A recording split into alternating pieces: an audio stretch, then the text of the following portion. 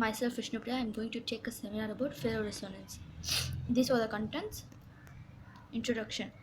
The term ferroresonance is first appeared in a time 1920. It refers to all isolating phenomena occurs in a electric circuit which must contain at least a non-linear inductance like ferromagnetic unsaturable and a capacitor, a voltage source like sinusoidal, low losses. Ferroresonance. Ferroresonance caused by nonlinear inductance and a system capacitance.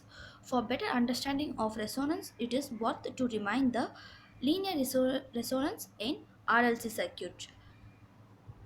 And by simple series resonance, it must be seen the both load voltage and capacitive voltage can be excess of voltage conditions and they can be sustained and therefore called as dynamic overvoltage.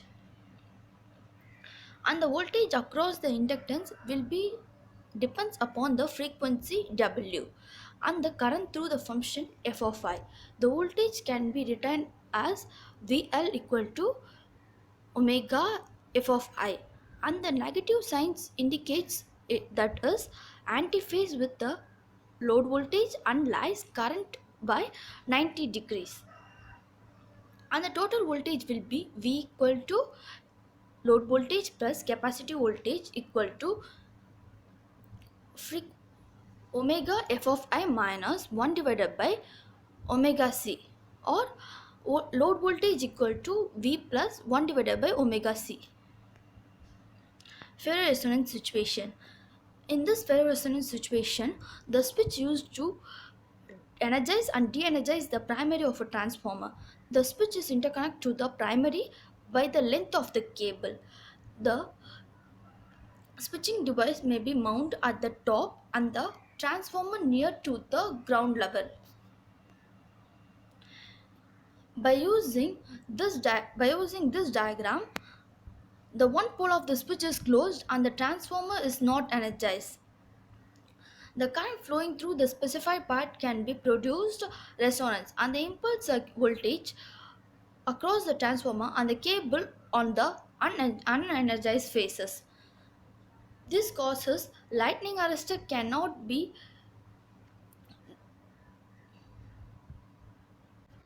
it can cause lightning arrestor connect to the B and C of a transformer to operate. If the condition is sustained, the lightning arrestor can destroy the arrestor. By using the voltage and current relationship in ferroresonance, the, both the curve A and B represent the load voltage.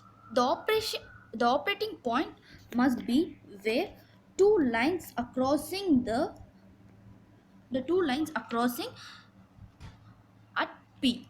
The capacitive voltage at the point of Q and P, and the inductive voltage across the Q, P and B.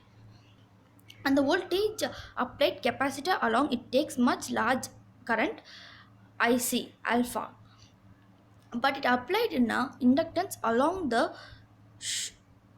that should be smaller like IL load current. The slope of the inductance line tan alpha equal to 1 divided by omega c. The value of omega and current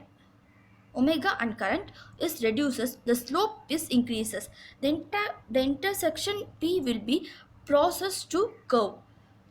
This is the relationship of the voltage and current in ferroresonance. Thank you.